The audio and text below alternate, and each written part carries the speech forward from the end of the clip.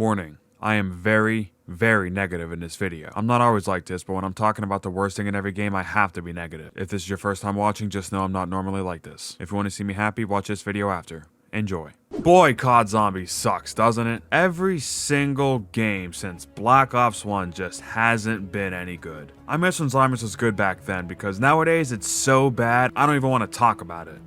Is what people in the community say, yet still talk about it. But as y'all know, I'm typically not a huge fan of being negative about zombies. I try to get my fair share of criticisms, but I try to do it in a somewhat constructive manner. I hate to be that guy that just says, "Oh my god, zombies is terrible." But today, I'm gonna be that guy. We're gonna go through every single zombies map in COD Zombies history, and I'm gonna state my least favorite thing about every single map. It could be a wonder weapon, a really annoying enemy, or an Easter egg step. Today, you will learn my least favorite thing about every single map in COD Zombies history. But before we do, I wanna say a few things. First, as always with my videos, everything in this video is my own personal, subjective opinion. Just because I think something is the worst in a map, and you don't, that's completely fine. We don't have to agree on everything. That is totally fine. I'm not saying everyone thinks this. In this video, I'm just stating my own personal opinions. Also, for some maps, there'll be more than one thing that pops in my mind that I can't pick between the two. So, for a couple maps in this video, I'll list one bad thing and then I'll list one or maybe two dishonorable mentions. But if you enjoy, be sure to like the video and subscribe. YouTube tells me that 81% of you are not subscribed. And if just 10% of you subscribe, then we could reach 50K. So if you like what you see, click that subscribe button to help us reach 50K. And with that, let's start at the beginning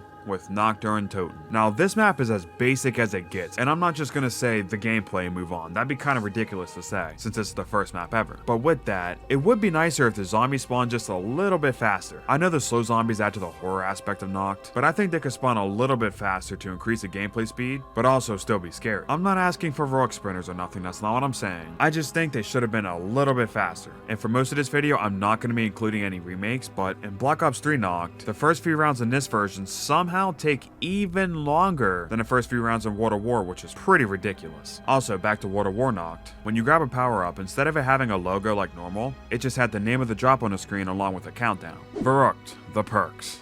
Wait. Hear me out first. Just some of them. First, let's talk about the worst perk in this game, Quick Revive. This is a great perk in most zombies games. It revives your teammates faster, and in solo, it'll give you up to 3-second chances. But in World at War, it doesn't revive you on solo. If you buy Quick Revive in World at War and you down yourself, it's still game over. So naturally, Quick Revive is literally worthless on solo. And also with the perks, this map introduced Double Tap 1, which isn't as bad a perk as some people think it is, but it's still the single worst version of Double Tap ever seen. And Verrucht added Double Tap, so this map gets the blame for it. Shinonuma. Although I think this map overall is pretty forgettable, there's nothing in this map really that sticks out to me as terrible, so I'm gonna go with the map layout and its elements. This map layout is just a circular hut in the middle, with 4 exit points with a little swamp leading to a hut with a random perk. If you combine this with a swamp that is all over this map and will slow you down if you get in it at all, then it makes it to where you have to avoid the water, aka like 40% of this map, or you gotta spam jump sprint every 2 seconds so you don't die. Like I said, it's not that big a deal, but it was pretty hard thinking about the worst thing in Shinonuma. Darius, the Wonderwaffe glitch. When you use the Wonderwaffe in close combat on this map, then there is a chance you will shock yourself with the Wonderwaffe.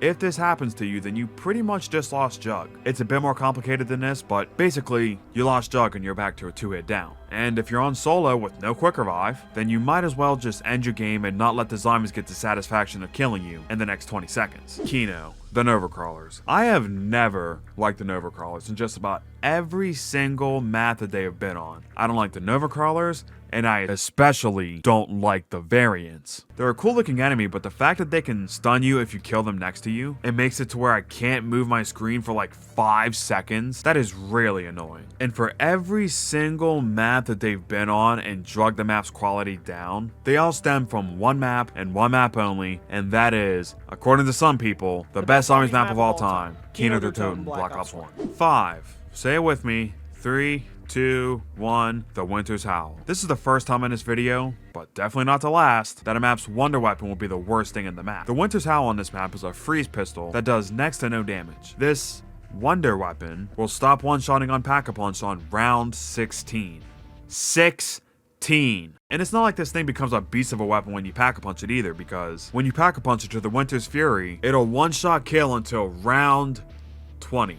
No, I'm not kidding. This is one of the worst wonder weapons of all time, and it is easily my least favorite thing about 5. Ascension, the monkeys. Ascension is a very easy map with pretty much nothing going for it except for mindlessly killing zombies. And it seems like Treyarch realized this too because they decided to add some chaos to the special rounds. The monkeys will spawn in a special round, and instead of going for you, they'll go for the perk machines and bonk them and try to steal your perks from them. If you have 1 or 2 perks, then this isn't bad at all, but if you have, say, PhD, Juggernog, Speed Cola, and Quick Revive, then this means that you are pretty much guaranteed to lose one of these perks and you'll have to buy it again. And I know that you can manipulate where the monkeys spawn so they can't steal your perks, but when I have to abuse spawn manipulation to ensure the game doesn't screw me over, I don't know how you can look at that and call it anything but bad game design. Call of the Dead. The worst thing about Call of the Dead, in my opinion, has got to be the wonder weapons damage. The VR11 and the Scavenger are 2 really cool wonder weapons that are extremely unique, but man do they suck. For as cool as the Scavenger is, it's unfortunately just not good. Once you hit the mid-30s, a Scavenger will straight up fall off a cliff. Or should I say fall off a lighthouse, and becomes completely worthless. And additionally, on solo, the VR11 is pretty bad too. On co-op, you have the ability where you can shoot your friend, and that'll give your friend the zombie blood insta-kill effect, and that's really good. It is, but yet again, Jimmy Zielinski thought that solo players just did not exist or something, so you can't do this on solo. The only thing the VR11 does on solo is turn 1 zombie at a time into a CIA zombie, with him getting a monkey bomb effect. It doesn't kill any more zombies, it just kills one of them. Because the wonder weapons are as bad as they are, it was literally impossible to reach round 100 on solo on this map for almost 15 years. Nowadays you can do it thanks to abusing a 1 window strat with the VR11. And huge GG's to Prompt, the only person to do this. Huge shout out to him for doing this, but the fact he even had to do a strat like this to achieve round 100 in the first place is pretty ridiculous. Shangri-La, this one's easy. The Easter egg being locked behind 4 players for the sole reason of needing to interact with these 4 buttons in spawn to go in Eclipse mode.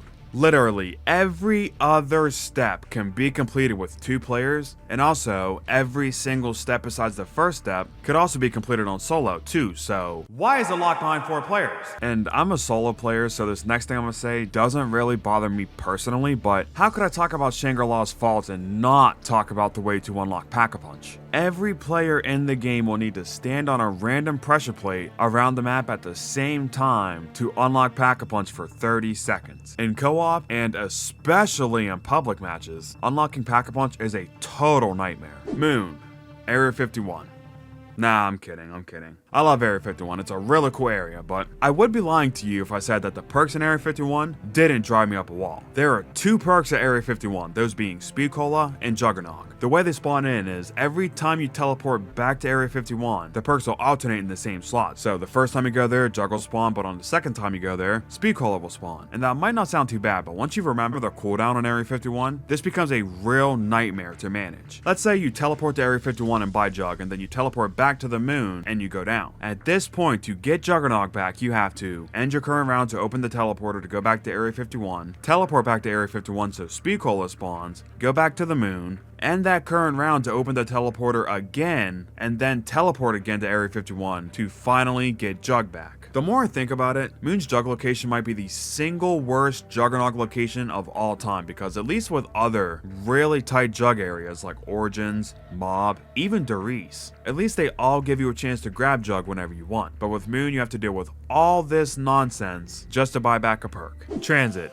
the Denizens. I mean, what else could it be, really? Every single thing in this map is made worse by the denizens. The fog wouldn't be as bad if you didn't have denizens scraping at your face every 5 seconds, and neither would the lava. It's all made worse by the denizens and the fact that you have to turn around and melee this demon off your face every 5 seconds. And once again, dishonorable mention to the Pack-a-Punch setup. This might be the single worst Pack-a-Punch setup ever. To unlock Pack-a-Punch, you have to grab a turbine from spawn, place it next to this door in the power station, and run to the bank vault in town before the zombies break your turbine. If your turbine's still up, then this door will be open and Pack-a-Punch is here. But if the zombies broke your turbine before you got here, then this means you'll have to run across the entire map over again, going from spawn to power and then back to town, just to have another shot at unlocking Pack-a-Punch. And it's not even like once you have it unlocked, because if you leave the Pack-a-Punch room, then this door will close and you'll have to do the the same thing again. And I didn't even mention the fact that once you get this door open, you have to come down in this room and craft the Pack-a-Punch machine like a buildable. Like we went over, Shangri-La's Pack-a-Punch is pretty bad in co-op, but Transit's Pack-a-Punch is terrible no matter how you slice it. For Nuketown Zombies, I'm gonna go with the random perks. Nuketown has random perks to where every couple rounds a random perk will fall out of the sky. The first one will always be Quick Revive, but after that it is completely random. It could be Jug, it could be Pack-a-Punch, or it could be Speed Cola. And there's no guarantee for what perk will spawn where, or more importantly,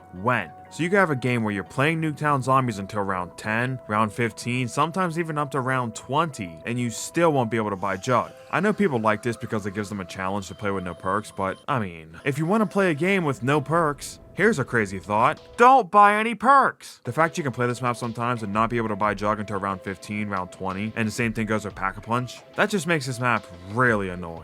For WWII's, I think this one's going to be fairly obvious. I'm going with the elevators. The only way to go up and down certain parts of the map is by riding an elevator to get there, and to ride one, you have to wait for the elevator to stop and sit at every single location. And because of this, the elevators will most likely take a few minutes to get down so you can ride it. And with the way Zombies works, to get on this elevator, you have to wait for the last zombie and wait for it. If the elevators work like how the shafts do on Reckoning, then this map layout will be a lot better than it is. But unfortunately, when you have to wait sometimes for a minute plus to be able to get to another part of the map, it's just a terrible system. Mob of the Dead. Now this is one of the best maps of all time, but one thing I have never liked about it is needing to grab all the gas cans again every single time I want to go back to Pack-a-Punch. I love the Pack-a-Punch quest on Mob. It's one of the best Pack-a-Punch quests of all time, but that's what it should be, a quest that I complete. I add all the plane parts and I can fly to the bridge once per round. That's how it should be, but how it actually works is, when I use the plane to go to Pack-a-Punch and go back, on the next round I have to run across the entire map over again and pick up all 5 gas cans to refill the plane. And on co-op this is even worse because you can only grab 1 gas can at a time, so to go back to Pack-a-Punch you have to go to the docks, grab a gas can, then run up to the roof and place it, and then run back to either the showers or wardens and grab that plane part and go back to the roof again. In my opinion, this map should have had something like the Dragon Wings on Gorok Krovi, where after riding a few times I can do 1 or 2 additional steps to unlock a fast travel to skip this cutscene. Buried.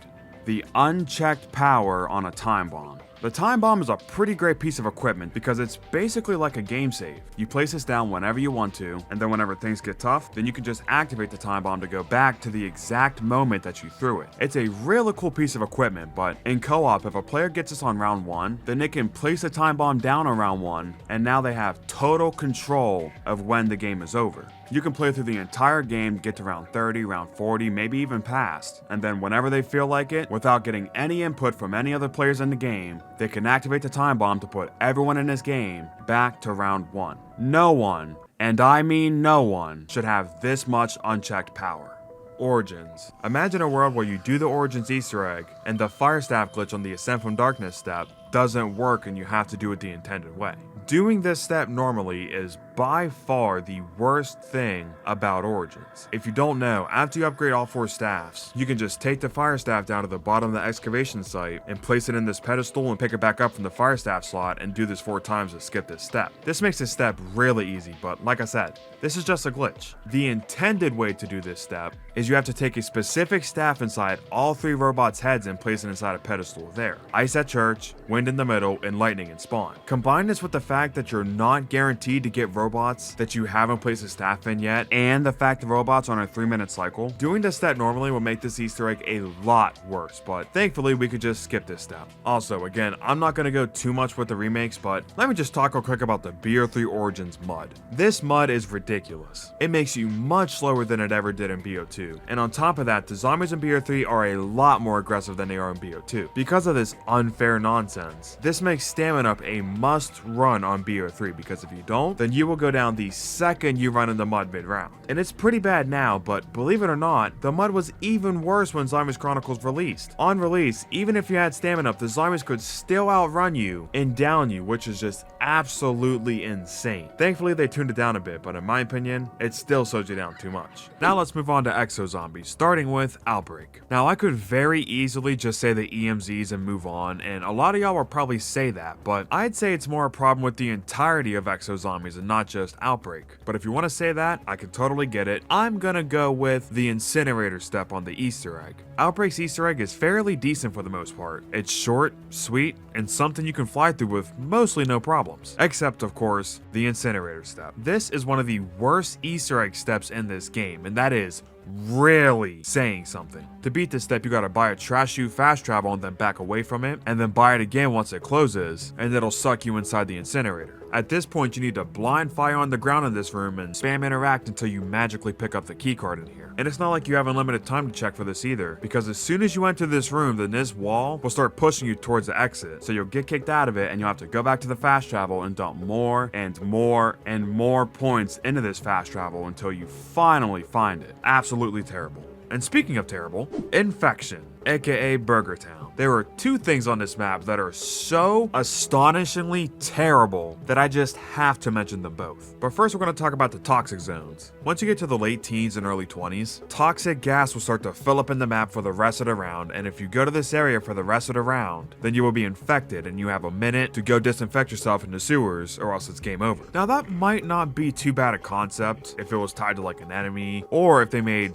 one simple change to it. What makes this toxic gas so bad is the fact that there is no limit to how much toxic gas can spawn. Meaning, by the time you get to the mid to high rounds, and when I say high rounds, I mean round 40, it can spawn literally everywhere except for the tight CQC sewers, and they'll make you play exo zombies in the sewers. Them not putting a cap on this gas is one of, and I'm not even joking, one of the worst design choices in zombies history. But it doesn't even stop there with this map, because this map also has survivor rounds where the game will spawn in a survivor and you have to go across the map and find him and walk him, literally walk him to an exfil point without the zombies killing him. This is next to impossible by the 20s because of how much the zombies overwhelm both you and the survivor. And the worst part about the survivor round is the penalty for not doing it. If you fail this escort for whatever reason, then you'll be penalized with your exosuit being shut off for a bit and the entire map's power being shut off for 1 minute, and you have to go turn back on every single power switch again. This, combined with the toxic zones, is why most people don't like Infection. Carrier. Now I could go with the bomb rounds on this map and move on because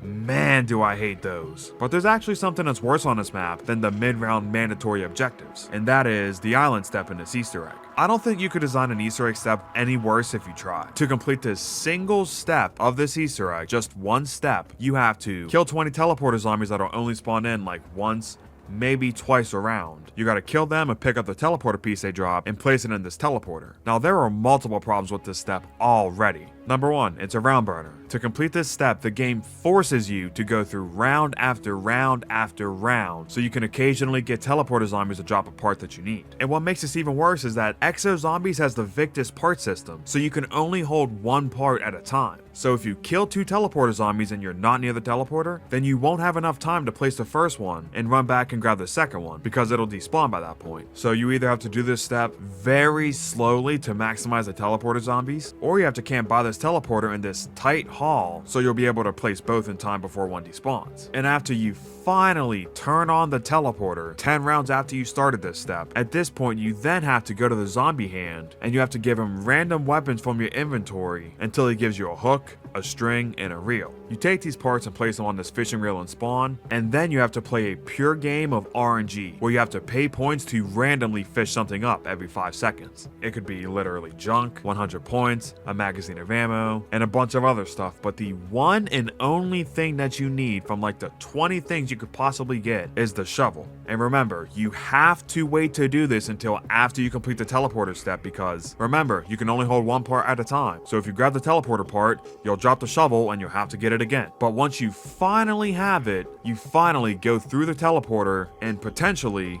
dig up a tablet in this island. But even this part has RNG to it, because if you don't find the tablet within like 15 seconds of teleporting here, then the game will teleport you back to the map and you have to pay more points to go back again. This step is legitimately in contention for the single worst Easter egg step of all time, and I will hear no fighting back on this. And finally, for Exo Zombies, Descent. Even though Exos has a bunch of problems, Descent has always been one of my guilty pleasures, but there is one thing on this map that I cannot stand, and that is the hybrid zombies. Every other Exo Zombies map has the really annoying enemy types, like the EMZ zombies that can disable your exosuit, Spike zombies that'll shoot out spikes when you kill them, and the teleporter zombie from Carrier. While Raven Software, the dev team that made Exo Zombies, heard all the complaints about these enemies in the first 3 maps and thought, you know what, I think people want something different finally.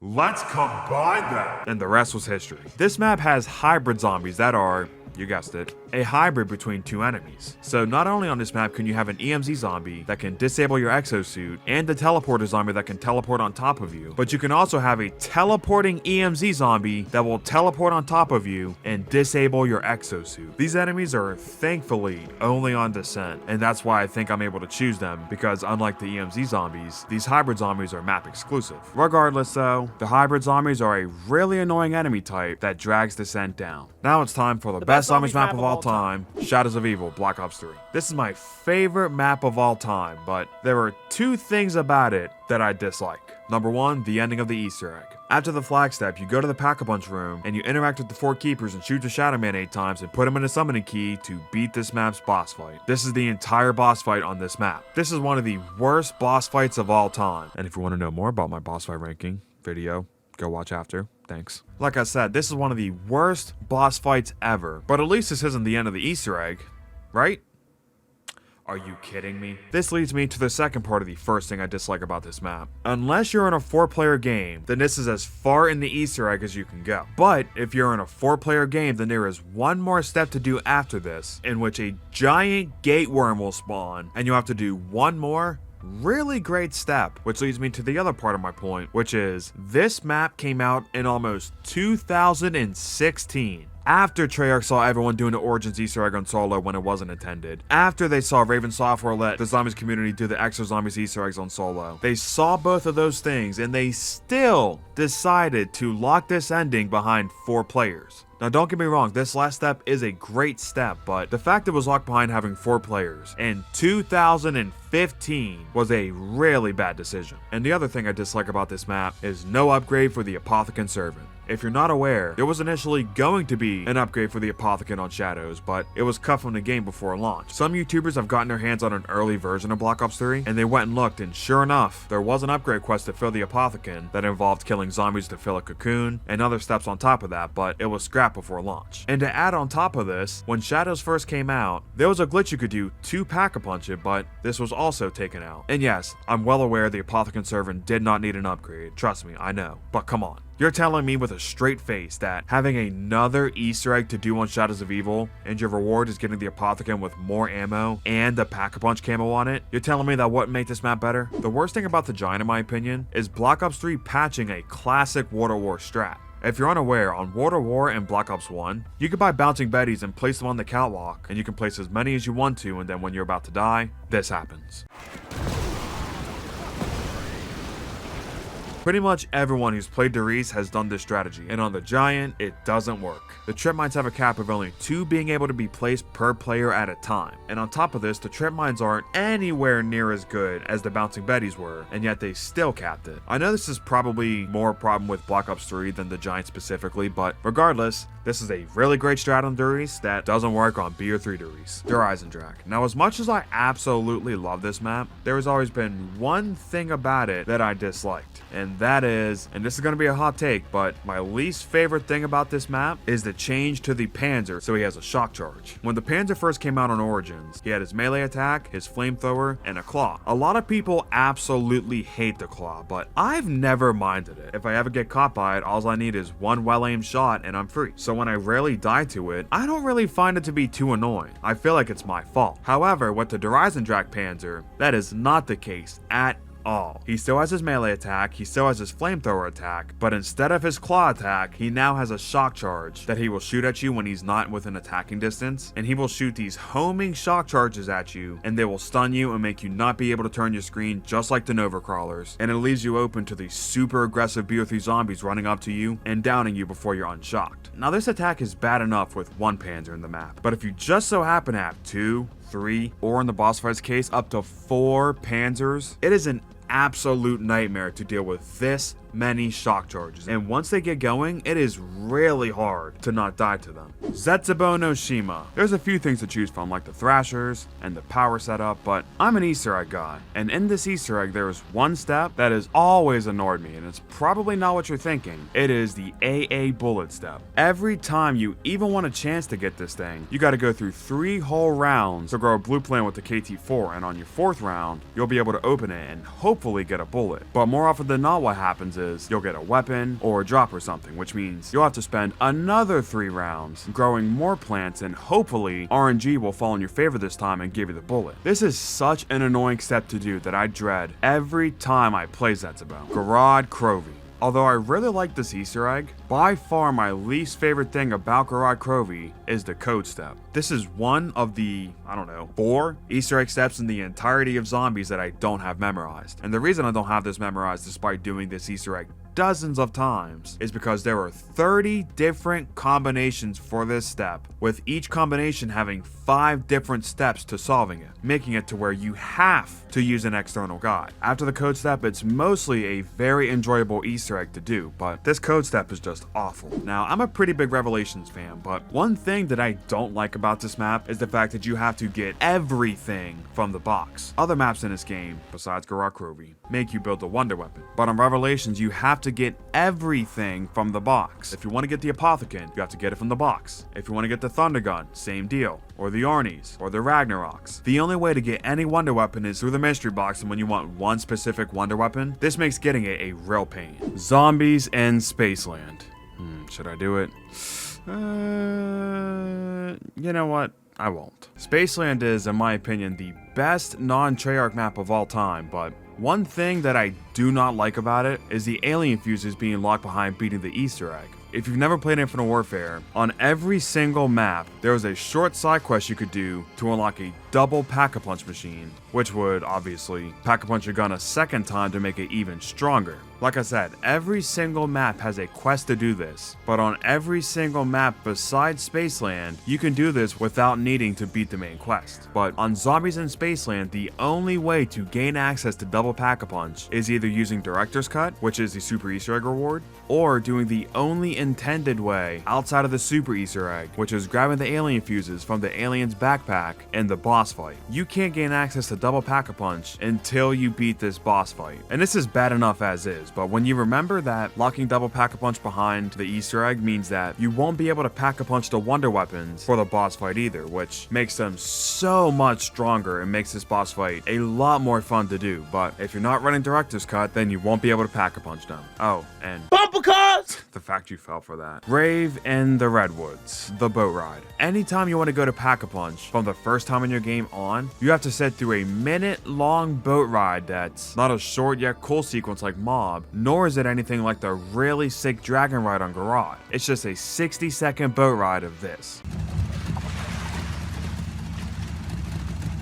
Really riveting gameplay. And there's not even dragon wings like there is on Garad Crovey either, so almost every single time you want to go to Pack-a-Punch, you have to sit through this boat ride. I say almost every time because you can actually get a transponder from one of the trial stands, but even with that, you still have to take the boat ride every other trip to Pack-a-Punch to place a new transponder. Shaolin Shuffle, easiest pick of the video so far. Without a doubt, the single worst thing about Shaolin Shuffle is the Ninja Zombies. These are one of the worst designed enemies in Zombies history. The ninjas are the special enemies on this map that spawn to keep the gameplay interesting. They're a cool looking enemy with a really unique design, but as soon as you start encountering these guys in game, you'll realize that they are a serious problem. For some mind-boggling reason, they made it to where if you sprint, then a ninja zombie will teleport in front of where you're running to, and he will attack you. And also, the ninja zombies do more damage than the normal zombies do. So, on top of this, it'll take less hits from the ninja zombies for you to go down. And the worst part about this is that there is no cap to how many ninja zombies can spawn in at one time. Meaning that once you get to even like the 30s, you can have like 10 ninja zombies spawn in, and if you try to run away from these guys, then they will teleport right in front of where you're running to, and they will hit you one after another, causing you to go down very quickly. Because of these enemies, this makes Shell and Shuffle, in my opinion, borderline unplayable for casual gameplay. Attack of the Radioactive Thing. Now, I actually hinted at this in my best thing about every map video. My least favorite thing about this map,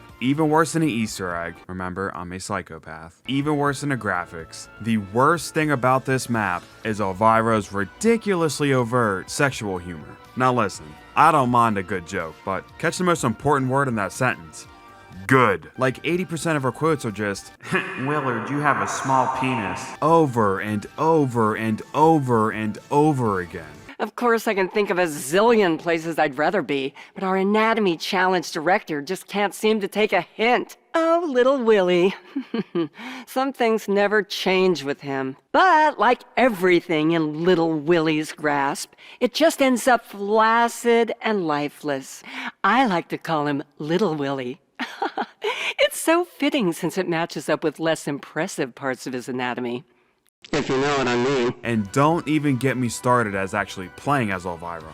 She somehow gets even more annoying when you play as her. Now, she's not a total waste of a character. Some of her jokes are pretty good, but a vast majority of her quotes is her saying something that I would have laughed at when I was in 3rd grade, but not as a teen and certainly not as an adult. And finishing out Infinite Warfare, we have Beast from Beyond. Beast from Beyond is widely regarded as one of the worst zombies maps of all time, and for good reason too. There is a plethora of things to pick from as the worst in this map, like the main quest, the boss fight, the Ghosts and Skulls quest, and that god-awful Venom Z quest. But I'm gonna go with the thing that kills this map the most, which is the enemy spam. This map tried to do what Revelations did, but failed miserably. Think about it. On Revelations on Black Ops 3, you have the Margwa returning from Shadows of Evil, the Panzer from Horizon Drac, the Keepers from Shadows of Evil, and the Spiders from Zetsubo. They brought back all these enemies from the older maps, and they balanced it so it wasn't overwhelming, so there wasn't constant enemies in your face. Unless you're in the boss fight, then you'll never have a Margwa and a Panzer and some Furies and some Spiders chasing you all at once. So the enemy pool ends up being pretty good altogether. Now let's jump back to Beast from Beyond. They tried to do this exact same thing, but they forgot the most important part about it. They brought back the clowns from Spaceland, the slasher from Rave, the ninja zombies, and the cryptids from Ghost. They brought back all these enemies, but they forgot to make it to where you can't have all of these enemies spawning in at once. Once you get to the 30s and 40s, you can have all of these enemies spawning in the map at the same time, so you can have 3 ninja zombies alongside a slasher, and a few cryptids running around. It's just an absolute mess. Because of how the enemies are on this map, it took the community almost 5 years for someone to finally get around 100 on Beast from Beyond. Now jumping on to World War II, the Final Reich doesn't really have anything that I dislike. So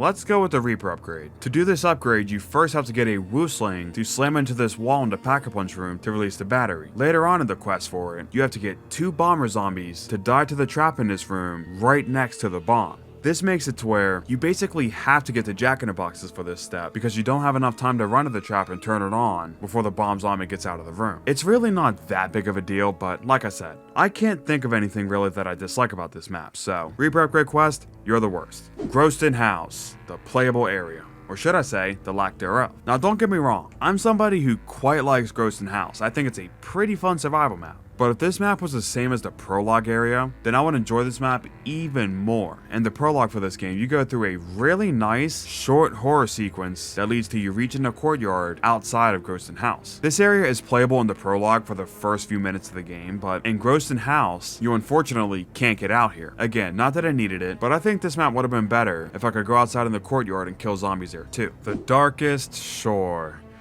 Oh boy, where do I even begin? If you don't know, this is my least favorite non-Vanguard Zombies map of all time. I have a lot of different things to pick from as my least favorite, but I think I'm gonna go with just the entire Easter egg. This entire quest is a mess for solo players. Like for example, the lockdown where you have to turn off the valves. This step on solo is absolutely ridiculous if you don't have jack-in-the-boxes with you. And then you got the artillery step where zombies can still attack you while you're on the artillery cannon trying to shoot the planes out of the sky. To the ship step where you have to sit there and run the last zombie in circles so you can line up the cannons to shoot the ships. And then you got the challenges themselves, which aren't really too annoying for solo players in specific. They're just annoying, period. Like for example, the whistling step where you have to escort him around the map to buy 4 specific perks in a certain order, and on this step, he'll run past perks that he doesn't need to grab yet, and he'll always try to go for them. And even though you can shoot him to make him stop going for it and go back for you, sometimes I've had it to where this doesn't work and he just completely ignores my fire and grabs the wrong perk anyway and messes up the step. But before you can even do any of these challenges, you have to first get a spine from these enemies in the map. And the way you get a spine is you have to melee kill them and hold interact as you do so. And you have to do this with the bosses too, the Moisture and the Woosling. To get their spines, you have to kill them with the melee attack on the Ripsaw. And as you can imagine, doing so takes a while. And when you eventually do kill the boss with the melee attack, it's not even guaranteed that his spine will be charged either. So you could go through all that work of trying to get the spine from them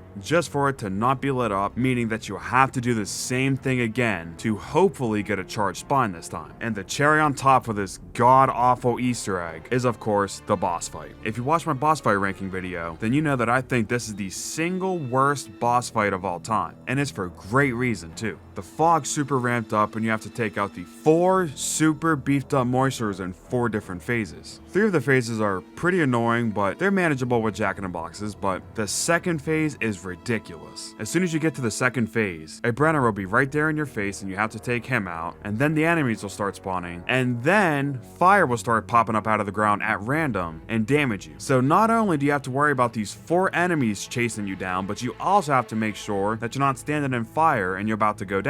With the way this fight is structured, it basically forces you to run free fire, and that's just not good. So as I say, just about every single time I bring up this map, I don't like it. I don't think there's hardly anything good about it, but the Easter egg, in my opinion, is the worst thing that this map has to offer. The Shadowed Throne, the Scissors. From the time you start the very first step of this Easter egg until you beat the Easter egg, super sprinting zombies will randomly spawn from the blimp. They can spawn pretty much whenever, even when there's only 1 zombie left in the round. So if you want to hold the last zombie, you have to make sure he's either a crawler or not a normal zombie, like a bomb zombie or something. And besides their ridiculous spawn rate, the fact that they can just spawn and they are super sprinting zombies that can run just as fast as you can with stamina, it makes it to where you have to prioritize killing it or else it'll kill you. And like I said at the very beginning of Shadow Throne's entry, thankfully, these complete abominations do not spawn unless you start the Easter egg.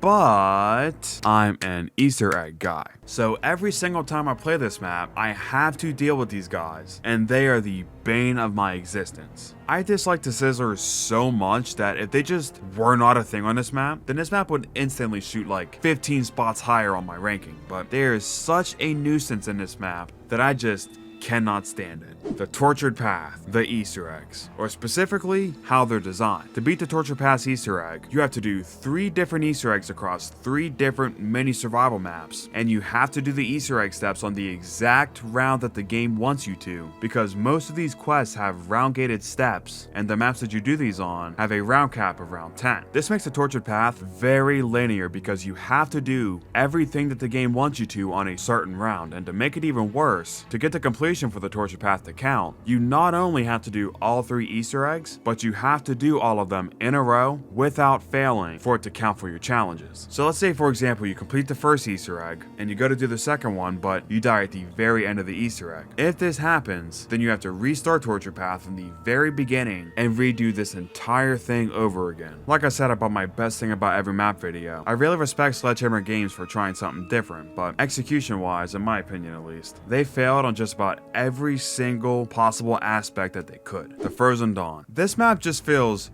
really empty. It has a great setting, one of the best in World War II, but outside of the main quest, which makes you build the 4 wonder weapons and that's the entire Easter egg before the boss fight, outside of that, this map is pretty much there just to kill zombies. There's no special tech to it, there's nothing really cool about this map that makes it stand out, besides the wonder weapons of course. It's just overall a pretty forgettable experience. Building the wonder weapons is a fun experience every single time I go back to this map, but casually speaking at least, I don't think I could pick a more boring map for someone to play. Now moving on to Black Ops 4, starting with 9. Although I could go with the Cirquette's Kiss, I could just go with that and move on because boy is that thing terrible, but I'm gonna pick something different, and that is the beginning of this Easter egg. I really enjoy most of this map's Easter egg, but the beginning of it is one of the worst starts to an Easter egg of all time. To start the trial for the first of the 4 gods, you have to, and I'm not even kidding, unlock Pack-a-Punch, get negative crowd affinity so the crowd will throw poop at you. Yes, I'm being serious. Look for one skull in the Pack-a-Punch room that is different from the other 500 skulls in this room, and use your specialist on it. Then take the skull and grind it up with shots from the wonder weapon. Get a gladiator in round 10 to break a piece of wood and spawn. Then place the wood in the bottom of Odin's temple and wait 2 rounds. Pick it back up and place all the parts in the bottom of Zeus's temple and wait 2 rounds. Then pick this back up and place it in the bottom of Danu's temple and wait 2 rounds. Then get Firebomb on your gun and get it to activate on top of the fertilizer. By the time you're at this point in the game, you are guaranteed to be at least on round 16.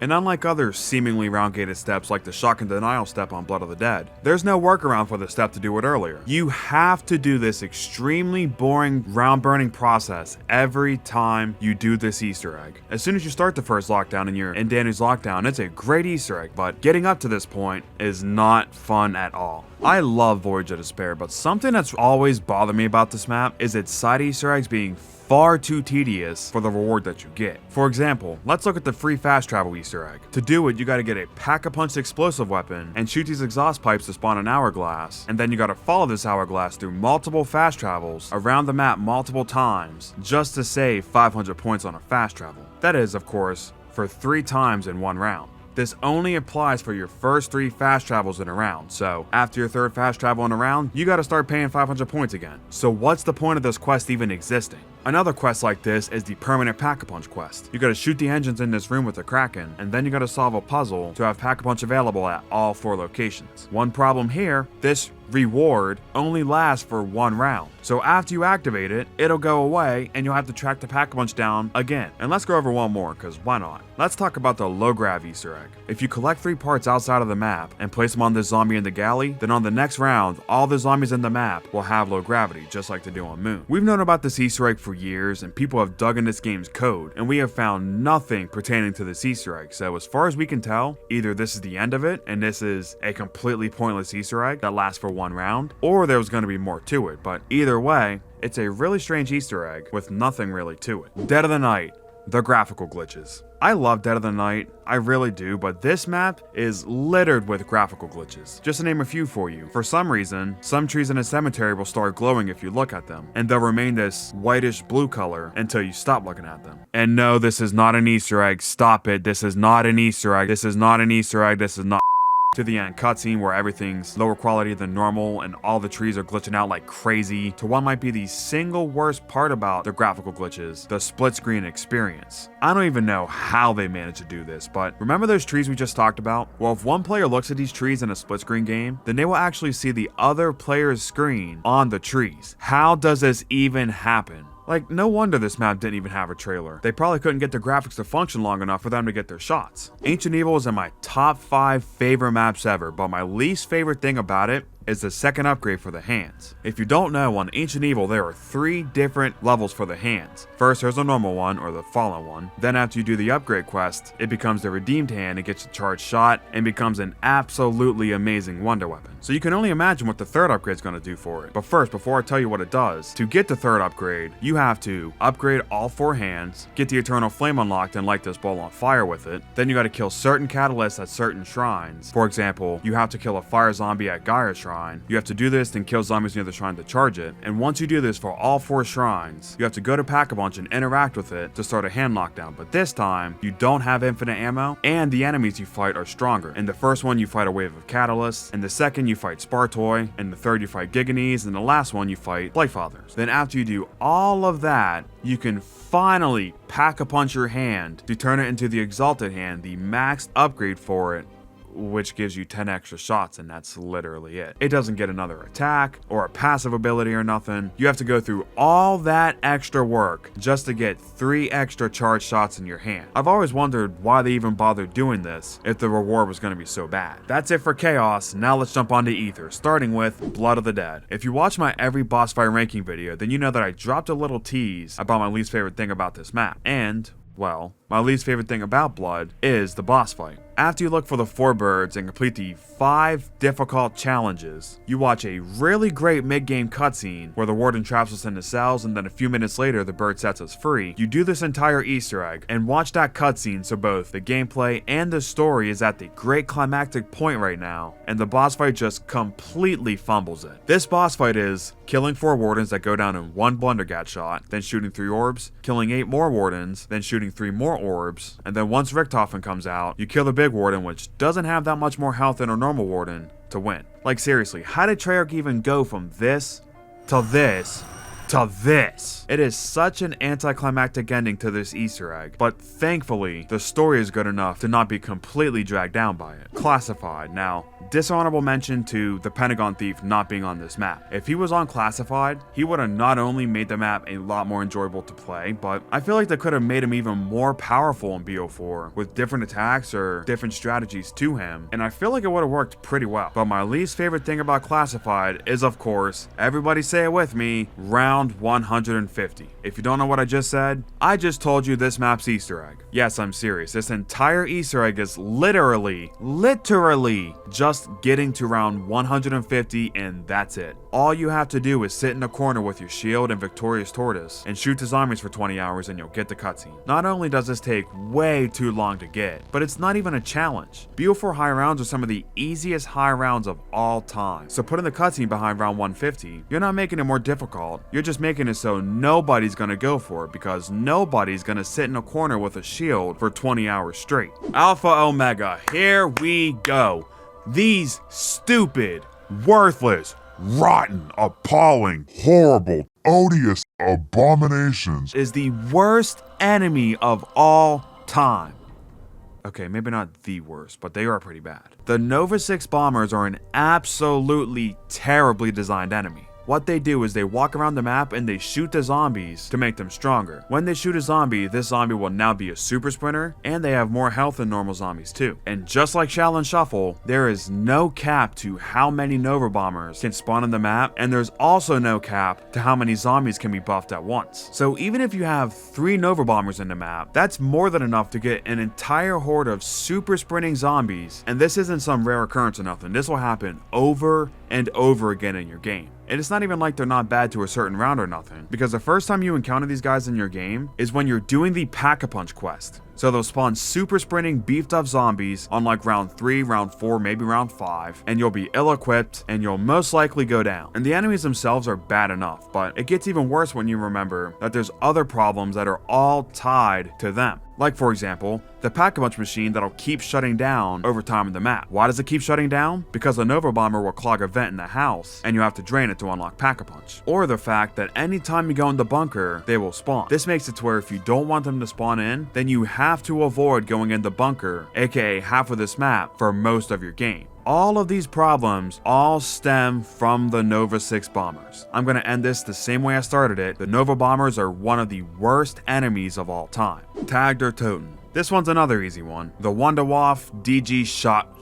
Screw it. Pablo, care to help? The Wunderwaffe DG Scharfschütze. Yeah, that. AKA, what I'm gonna call it, the Wonder Sniper. This is one of my least favorite wonder weapons in Zombies history. From the effects on its shots, to the fact that it's literally the same gun as the Tempest from Black Ops 4's multiplayer but turned a different color and 4 balls got stuck on the side of it, to how the wonder weapon functions. To use this wonder weapon effectively, you have to shoot the zombies in the head. And in my opinion, I shouldn't have to aim for the head to make sure my wonder weapon's good. This is gonna sound a little ridiculous, but at no point should I ever have to have skill to use a wonder weapon. A wonder weapon's purpose is to save you, that's what it's for. The best wonder weapons ever, like the Apothecant Servant, Thunder Gun, staffs, bows, wave gun, even the ray gun with PhD, they can all easily save you if you get caught. You just shoot a shot of your wonder weapon either on the ground or where the zombies are and you're saved. But with the Wonder Sniper, that's not an option. If you get caught in a horde of zombies and you just so happen to miss a headshot to kill them instantly, then this wonder weapon won't save you and you'll most likely go down. And no, controller players, spamming left trigger with Deadshot to abuse aim assist does not make this okay. I don't mind the Thunder Gun on this map, even though it doesn't have that extra oomph like the other ones do. And I really like the Tundra Gun. It's one of my favorite wonder weapons in BO4, but the Wunderwaffe DG Scharfschütze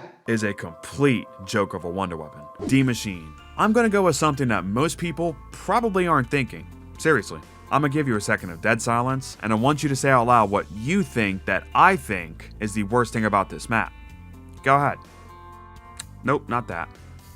It's not that either. My least favorite thing about D Machine is the fact that they waited an entire year after this map came out to drop the Pack-a-Punch versions for the Wonder Weapons. From the day Cold War dropped on November 13th, 2020, all the way until October 7th, 2021 with the release of Season 6. In that time period, you couldn't Pack-a-Punch the D Shockwave or any of its variants, which made them a lot worse than they are today. Now, they were mostly fun to use on release, but they are so much more enjoyable to use now that you can Pack-a-Punch them, and the fact that we had to wait for the entirety of Cold War's life cycle to get these was absolutely crazy. Fire Base Z. What from my laundry list of things should I pick as my least favorite thing? Let's go with the defense rounds.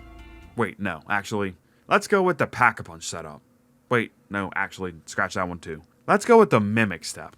Yeah, that one sounds good. This is one of the most inconsistent and glitchy steps in Zombies history. To beat this step, you have to spawn in mimics at very specific locations in the map, damage these mimics until they're one-shot, and trap them in an essence trap and return them to Speed Cola. What you're looking for is you're looking for the names of Sokolov, Brahms, and Zabine, the 3 doctors. Well, there are so many issues with this step that when you go to do this step, it is always annoying. For starters, if you spawn in a mimic at any other part of the map in the same round as you do this step, then it is guaranteed to be the wrong doctor. Even if you go to the right location, it will be the wrong doctor if another mimic spawns in the same round you do the step. And remember, the mimics can spawn not only as a normal enemy in the map, but they will also spawn as, well, mimics as they morph into equipment that's on the ground. If you run near this equipment on the ground, then a mimic will pop out of it and therefore ruin this step. So if you just so happen to turn a corner and there's a mimic on the ground and you didn't see it in time, then this will also mess up this step. And then finally, what makes this step so bad is that even if you follow everything that I just said and you do this right, then sometimes it can still glitch out on you for absolutely zero reason. Like I said, one of the worst steps in Zombies history. For Outbreak, this one is easy. The way you advance the rounds. The entire point of the mode is for it to feel like an open world experience with zombies lurking everywhere, making it feel like you're roaming a massive world. But when the only way I progress through the rounds and get to the hard part of zombies, the fun part of zombies, is doing objectives in certain parts of the map, it just makes it to where every time I load into Outbreak, I immediately grab a vehicle and drive to the objective and do the objective, drive to the beacon, and go to the next round. Then I get in a vehicle, drive to the objective, do the objective, drive to the beacon, and flip round. You do that over and over again, and it just completely kills the point of the open world experience. It should be about free roaming and killing zombies, but in reality, it's about driving from objective to objective. They should have had it to where you could advance the round by doing the objective, but you could also flip the round by just free roaming the map and killing a certain amount of zombies. Or you just stay in a certain world for long enough and it would have flipped around that way. Both of these things would have made Outbreak better, but it doesn't have neither of these, so it just ends up being a boring experience. Mauer der Toten. If you watch my favorite thing about every map video, and I really hope you did so you know that I'm not this negative all the time, then you know that the base Cerberus is my favorite thing on Mauer, but oddly enough, the Cerberus variants are my least favorite thing about Mauer. The Cerberus is a fantastic wonder weapon with 3 variants that you obtain by grabbing them from a zombie when you kill them. That's not a good start. But the variants are also, somehow, all worse than the base Cerberus too. All of these variants are worse than a normal Cerberus, but the worst part about them is that when you pick up a variant, you have very little ammo in it. And when you run out of ammo in it, instead of you having no ammo in that variant until you get a max ammo, you'll just pull back out the base pistol. So there's not even a reason to pick up these variants if they all have worse damage, a worse fire rate than a Cerberus, and they all have very little ammo in them. There is no point to ever pick these up. Forsaken, the Easter egg. I don't mind most of this map. In fact, it's where I first played with my friend Brad, but this Easter egg is actually abysmal. This Easter egg is so short that I can literally list every single step in it in 15 seconds. Unlock Pack-a-Punch, hit this button, get to Crystal Axe, grab 3 parts, shoot 3 orbs on 3 crystals, break the crystal and grab a rock inside it, then throw it in Fido's mouth and kill him, and you're headed to the boss fight. This entire quest, from the beginning to this point in the Easter egg, could be completed in 10 minutes without even trying. Hell, the world record for this Easter egg, including the boss fight, is 12 minutes and 25 seconds, which is a crazy run, but the fact this is even possible on a map that released in 2021 is pretty ridiculous. For Dawn Fong and Terra Maledicta, I'm going with the god-awful reforms they made to zombies. These maps are so bad, the flow of them is absolutely terrible. The systems aren't good, the objectives are repetitive. Just the entirety of this Vanguard Zombies mode is absolutely terrible. Then for Shinonima Reborn and the Archon, I'm gonna go with the fact that even though they returned to round-based zombies, thank God, they still had a lot of Vanguard's other mechanics, like needing to buy a perk 5 times to fully upgrade it, to need 7,500 points to pack-a-punch your gun, which is even more than it is in Cold War. It's just an absolute mess, just like the first 2 maps. Don't let anyone ever tell you Vanguard Zombies is good. It's not good, it's terrible, and it almost killed COD Zombies. Now that trash is out of the way, let's move on to Black Ops 6, starting with Terminus. Terminus is one of my favorite maps of all time, out of any zombies game ever. I absolutely love Terminus, but one thing that's always bugged me about it is the tentacle that spews a toxic gas in the water. When you're driving in the water to go from island to island, if you're in the water for too long at one point, then the Kraken's tentacle will come out of the water and he'll shoot gas in the map that'll follow you no matter where you go until you get on land. Now, it makes sense why this is in the game. It's so you can't just sit in the water for hours on end and AFK from the zombies. That makes sense, and I don't mind it for the most part, but there has always been a glitch in this map ever since day one, where the tentacle will just randomly come out as soon as you get in the water and it'll keep spewing gas at you over and over again without you even going in the water in that round. This doesn't happen too much, but when it does happen, it is a really annoying glitch to encounter. The worst thing about Liberty Falls is the Easter egg. Now I get it, it's a bonus map, it shouldn't have this super complex Easter egg. I'm not expecting it to, but the steps that you do in this quest to beat it is basically just killing HVT manglers and abominations over and over and over again. The only difference is, throughout the Easter egg you have to leave these HVTs one shot, but in the boss fight where you fight these exact same enemies again, you have to fully kill them. And you know what? Quick dishonorable mention to the skybox. In my opinion, it would have been so much better if this map had Shattered Veil skybox, Shattered Veil had Reckoning skybox, and Reckoning had a nighttime skybox, or one at dusk. I think that not only would have made this map's atmosphere better, but also the 2 maps after it as well. Citadel des Morts, the Swords upgrade quests. Ever since Origins introduced the Elemental Wonder Weapons with different upgrade quests for all of them, every subsequent map that has used this idea has made it easier and easier to craft them, and Citadel is the worst offender. These quote upgrade quests are just doing 1 or sometimes 2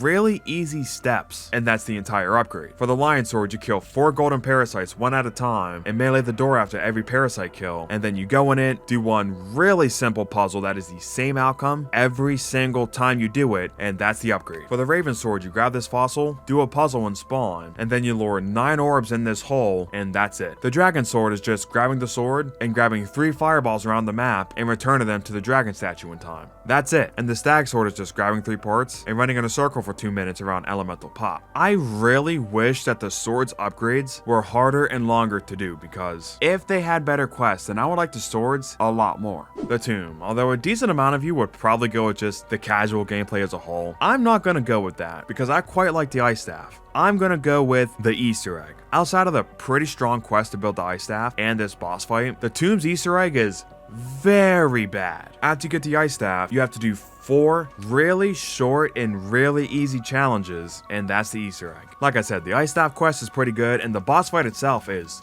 fantastic. One of the better boss fights in Zombies history, but in between these 2 really strong points is a really forgettable experience. Shattered Veil. I think this is another one where it's fairly obvious what I'm gonna say. My least favorite thing about this map is the Ray Gun Mark II W. Wait, sorry, flipping to the next page. Okay. The Ray Gun Mark II W Abomination step. This step is just trash, man, it really is. The first step in the Mark II W quest is to take an abomination that will spawn and lure him to shoot 3 specific rocks in this area, and then charge at these same rocks to raise them in the air. And believe me, if you've never done this sounds a lot easier than it actually is. The abomination will sometimes just not do attacks. He always runs into the rocks before he shoots them, and the cherry on top for this step, sometimes the step can glitch, so the rocks can't can't raise in the air and you have to reset. And this happens more often than you'd think. And sticking with upgrade quests, to finish off this video, the worst thing about Reckoning is the fact that there are 2 different upgrade quests for the Gorgafex that not only make the wonder weapon stronger, that also have very important plot elements to them, and you don't have to do either quest to complete this map's Easter egg. You need the base Gorgafex for the Easter egg, but not either one of the variants for some reason. Because of this, many people that play this map won't even upgrade the Gorgafex, and they'll stick with the base variant and they'll think that the Gorgafex sucks. But not only will they be missing out on a better Gorgafex, but they're also missing out on killing 1 of 2 people from Liberty Falls, aka 10 months ago. If you were invested in Black Ops 6's story and you could not wait to see what was going to happen to Blanchard and Panos, and you waited this entire year to see what would happen next and to see their arcs are resolved in a completely optional wonder weapon quest, that's just a poor decision that only shines a bigger light on BO6's story problems. And also, final thing of the video, I want to document this so we don't forget. Let's talk about this Ether Blade nonsense because, oh my god, what were you doing, Treyarch? The Ether Blade is a really good piece of equipment that has a few different steps to unlock it, but one of its steps involves using a Mr. Peaks field upgrade. One problem here, when Reckoning came out, this Ether Blade Easter egg was in the map, but the Mr. Peaks field upgrade wasn't. In fact, Mr. Peaks didn't drop for almost 3 weeks after Reckoning released. And it would have been one thing if we didn't know about this Easter egg and we weren't hunting for it, but Treyarch even highlighted this Easter egg as something to look for when this map came out because Dalek, Pizza, and Chopper all talked to Kevin Drew before Reckoning came out, and he told them that there is a side Easter egg reward that is 100% unique to Reckoning. And thanks to Call of Duty's really bad drip feed content model, it killed any hype that this side Easter egg had going for it by the time Mr. Peaks came out so we could actually do it. Man, no wonder why everyone's so cynical about zombies. When you actively look for stuff to complain about and whine about, it really does take a toll on you. And I just did this for 2 weeks to record a video. I can only imagine how people feel that have had this feeling in them ever since Black Ops 4, Black Ops 3, even before that, Black Ops 1. You got some people that say, everything after this game sucks,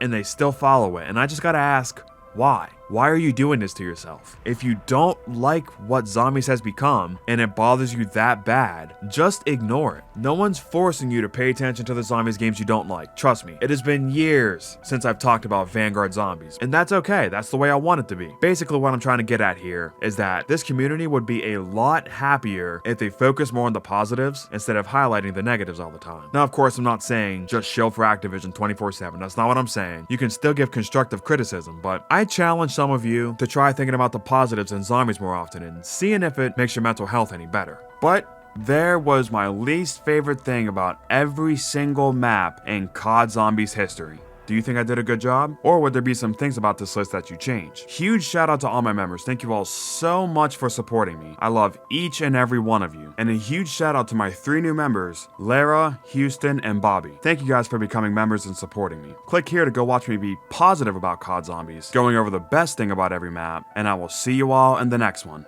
Peace out.